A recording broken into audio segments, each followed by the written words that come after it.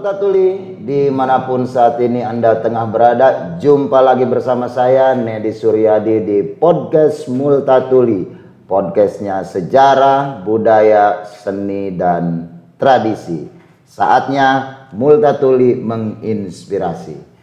Oke, kali ini podcast Multatuli kedatangan tamu yang sangat luar biasa. Kita kedatangan seorang tenaga pengajar di sekolah kebutuhan khusus. Sudah hadir bersama kita Ibu Ade Herna Sriwenda. Terima kasih Ibu sudah hadir di podcast Multatuli. Sama-sama. Ya, ini di sela-sela kesibukan Ibu Ade, kami undang untuk hadir ke sini. Ya, terima kasih. Ini Bu Ade, kita ingin ngobrol-ngobrol sama Ibu seputar profesi Ibu. Yang di satu sisi Ibu adalah seorang guru di SKH, kemudian di sisi lain juga sekaligus sebagai translator dari teman-teman SKH khusus untuk sahabat-sahabat yang menyandang tunarungu ya Ibu ya. Oke, Ibu mungkin bisa diperkenalkan. Saya ingin awal karena biar sahabat-sahabat Multatuli juga mengenal Ibu. Saya ingin Ibu terlebih dahulu menceritakan sejarah singkat Ibu, sehingga bisa sampai pada Ibu hari ini. Ibu dari mana sehingga bisa sampai ke Rangkas Bitung dan kemudian bisa bergabung di SKH. Silahkan Bu. Terima kasih. Saya nama lengkap Ade Herna Sriwenda, lahir di Bandung tahun 73 ya. Jawa Barat. Ya, Jawa Barat. Saya sekolah di Bandung. Pertama itu di SGPLB, lanjut ke Uninus ya. Pertama saya lulus dari Uninus itu mendirikan sekolah sini SLB sini ya. Di PGRI. Di Rangkas Bitung. Iya, di Rangkas Bitung. Tinggal 1 tahun saya pindah kerja, balik lagi ke sini. Kebetulan saya dikasih ngajar untuk anak-anak berkebutuhan khusus B ya. Sampai sekarang anak-anak B saya megang. Terus saya lulusan diangkat jadi pegawai negeri 2012 di sini. Di Kabupaten Lebak. Kabupaten Lebak, iya. Sekarang mengajar di SKH 01 Lebak di Komdik. Oh, di Komdik ya, di SKH 01 Lebak. Iya. Rangkas Bitung, Kabupaten Lebak pada akhirnya menjadi pilihan Ibu dari Bandung berpindah ke Rangkas Bitung. Gimana ceritanya itu Ibu? Karena kan orang tua kan tugas ke sini di Kodim ya. Jadi otomatis anak-anaknya pindah ke sini. Kebetulan saya diangkat di sini, ya sudah sampai sekarang saya di sini. Terus suami di sini. Suami ikut ke sini juga. Iya. Bapak juga kalau tidak salah dari Jawa Barat ya. Iya, dari Jawa Barat. Tasik. Dari Tasik. Ibu dari Bandung. Iya. Sudah lama di Rangkas Bitung di Kabupaten Lebak. Sudah. Gimana kesannya Ibu merasakan Kabupaten Lebak? Kesannya seneng ya.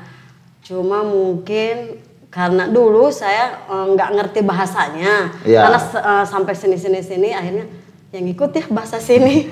Karena sama-sama Sunda. Iya, sama-sama Sunda. Awalnya juga nggak ngerti bahasa sini gimana. Tapi ketika ke Lebak kok lain gitu iya. rasanya. Akhirnya kesini lama-lama kecampur lah bahasanya. Iya, jadi udah enak ya di sini.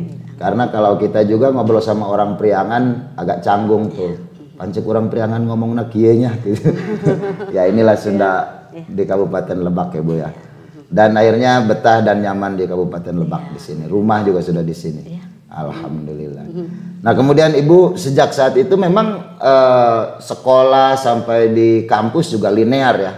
Untuk mempelajari di Uninus juga di jurusannya sama ya? Iya. Di sana itu kan dibagi-bagi jurusan.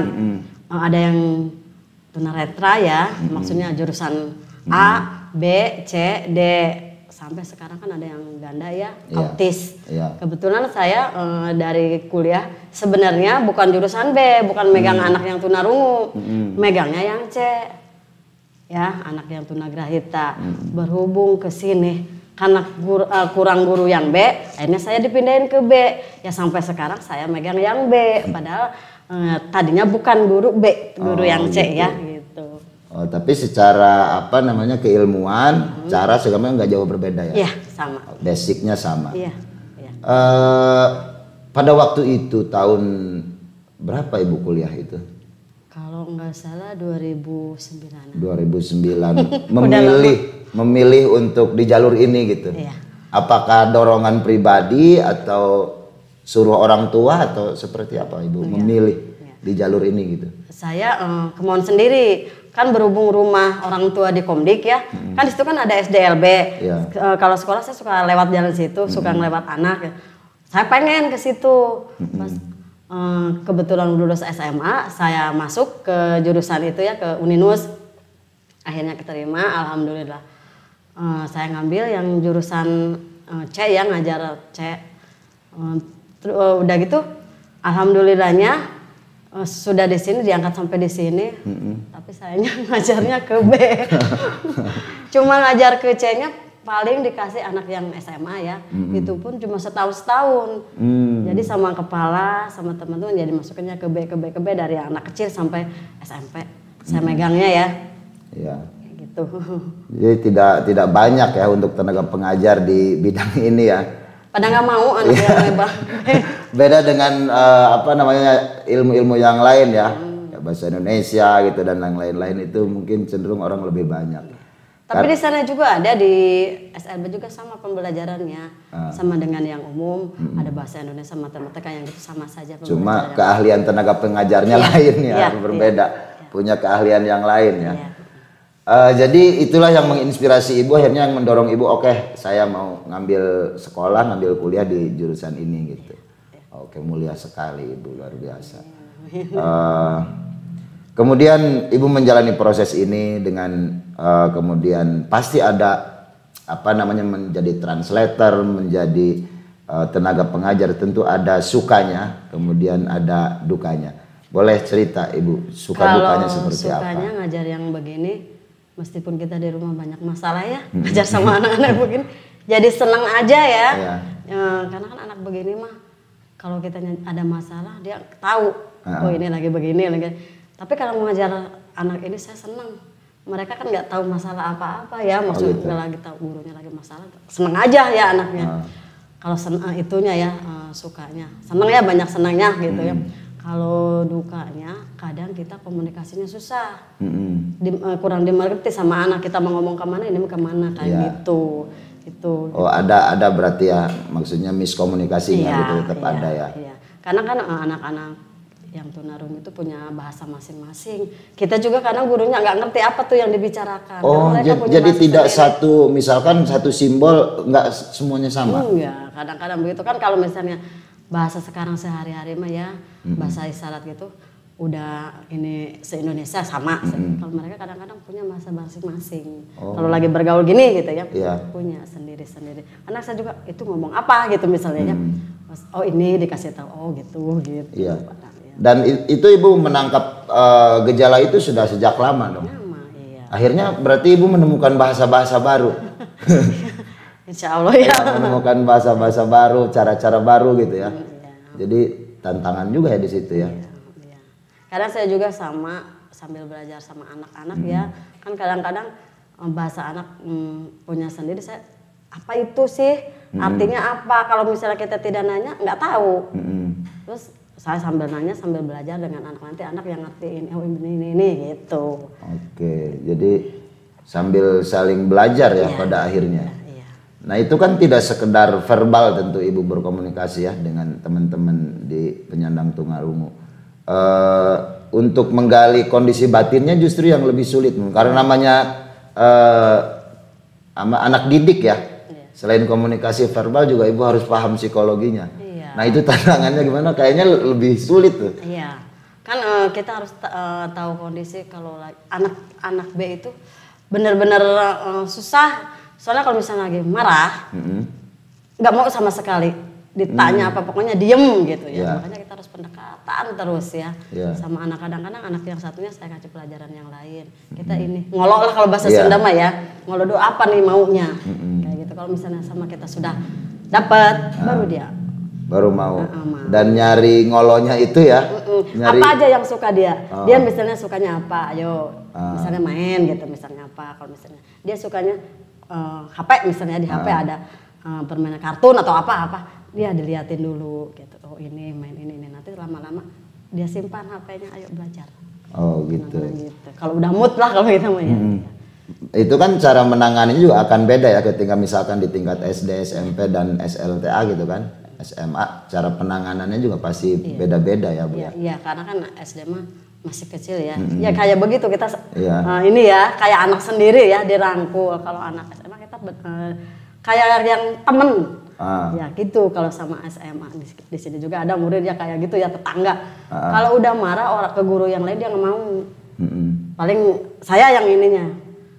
Jadi ngobrol apa kenapa gitu, paling gitu dengan anak yang tinggi ya, yang SMA SMP gitu. Ini nambah lagi nih berarti selain tenaga pengajar dia mentranslate, kemudian yang satu lagi harus juga ahli psikologi. Ya kan di kebetulan di dulu tempat kuliah juga kan diajar ya itu ya psikologi. Ada itu psikologi. Sambil diterapkan sama anak gitu aja. Oke, berarti ada bahasa-bahasa baru yang ditemukan, itu bagus juga ketika Ibu misalkan membuat kamus baru gitu ya. Karena mungkin tiap-tiap daerah akan berbeda juga ya. Kayak tadi penemuan bahasa yang beda-beda tiap anak gitu. Mungkin beda daerah akan berbeda juga. Enggak ya? Kalau yang begitu, iya mungkin, mungkin. Tapi pas kalau anak yang benih udah ketemu, langsung nyambung. Oh. Iya, jadi bahasa yang mereka keluarkan itu udah tahu gitu. Iya. Ya, jadi kayaknya sama ya dengan semuanya. Gitu. Iya. Selama Ibu di sekolah kemudian berkomunikasi di ruang publik dan lain sebagainya, sejauh ini penunjang untuk teman-teman penyandang tunarungu itu, baik penunjang di sekolah atau penunjang di ruang publik, itu menurut Ibu sudah sejauh mana? Kalau kayaknya penunjang untuk di sekolah ya, untuk anak ini mah ya, alat-alat aja. Oh, peralatan. Iya, kan karena kurang alat bantu kayak gitu ya. Mereka kan kadang-kadang nggak punya ya. Karena harganya terlalu mahal, 5 juta ke sana. Jadi kadang-kadang kita langsung gini ngomong kan, kalau pas alat bantu kan ada sedikit. Kalau yang ada sisa pendengaran. Kalau yang total memang tidak bisa sama sekali. Mungkin itu kita penunjangnya kurang alat bantu ya. Terus kalau misalnya di belajar juga sama. Apa yang nggak ada misalnya buku atau apa ya. Kayak begitu aja. Oh, alat penunjang. Iya. Alat penunjangnya kayak alat-alat itu belum sepenuhnya terpenuhi ya. Iya. Okay. Sedangkan anak yang begitu kan harus lihat ya, harus nyata. Oh ini ada gitu. Misalnya kita ngajak memperkenalkan alat musik aja. Oh ini namanya angklung, kan kalau nyebut aja apa gimana? Mending kalau misalnya kita bisa menggambar, digambar gitu ya. Saya kalau misalnya nggak bisa ngegambar, ini angklung. Jadi kalau nggak ada alatnya, apa ya gimana ya, anak kan gitu. Gitu. Jadi itu aja ya. Ininya. Sementara kan di era teknologi ini sebetulnya ya harus ada adaptasi dengan teknologi-teknologi yang disediakan ya. Cuma memang biaya ininya masih cukup tinggi ya Bu ya. Dan peran pemerintah juga dalam hal ini berarti belum sepenuhnya maksimal untuk alat penunjang itu. Ya mungkin ada ya, tapi belum sepenuhnya terpenuhi ya. Ya. Mau ya kalau misalnya ini mah adalah alat bantu untuk membantu ke sekolah-sekolah gitu ya, maksudnya untuk anak ya. Iya. Karena memang ini juga penting ya untuk menunjang teman-teman, karena memang teman-teman juga punya potensi, punya keahlian kadang ya yang cukup luar biasa gitu. Dari beberapa anak yang Ibu ajar mungkin sekarang sudah ada yang banyak jadi punya kreativitas yang macam-macam gitu ya. Iya. Sekarang juga anak yang sudah lulus yang tunarungu ada yang kerja di Alfa tapi di Cilegon ya. Terus di Tangerang kebetulan, terus ada yang jadi supir di Alpa gitu ya, tapi tidak di sini di Tangerang, Cirebon, kebetulan. Ya. Tapi peluang kerja memang sekarang tidak membatasi itu bagusnya gitu, semua boleh berkompetisi gitu ya, termasuk teman-teman penyandang tunarungu. Artinya peluang mereka di dunia kerja juga sangat terbuka gitu ya. Oke. Nah Ibu, terakhir harapannya Bu, buat teman-teman penyandang tunarungu, buat anak-anak, buat Ibu sendiri sebagai tenaga pengajar gitu, ke depan gimana nih? Ya, kalau misalnya harapan, berharap anak-anak yang tunarungu ya, yang disabilitas ini diterima di masyarakat. Ya misalnya ada lapangan kerja, mau menerima ya. Terus untuk gurunya ada pelatihan-pelatihan lah, ya untuk bahasa isyarat. Ya. Jadi kan semua meskipun kita bukan dari jurusan B ya tunarungu ya gurunya, jadi bisa semua bahasa isyarat. Kalau misalnya saya bukan jurusannya nggak bisa lah. Kalau bisa ada pelatihan untuk bahasa isyarat supaya bisa semuanya gitu. Oke. Jadi itu ya harapannya dari Ibu Ade. Pertama ya harapannya teman-teman yang penyandang disabilitas khususnya penyandang tunarungu bisa diterima di masyarakat karena teman-teman juga sama punya keahlian yang sama dengan kita. Kemudian ya pelatihan-pelatihan itu kemudian dipadatkan lagi gitu agar bisa meningkatkan kualitas tenaga pengajar juga dan teman-teman yang bergelut di bidang itu. Oke, terima kasih Bu Ade sudah menyempatkan waktunya. Di podcast Multatuli saya bersama tim mengucapkan terima kasih. Mudah-mudahan apa yang dilakukan Ibu Ade dan teman-teman bisa menginspirasi sahabat-sahabat Multatuli.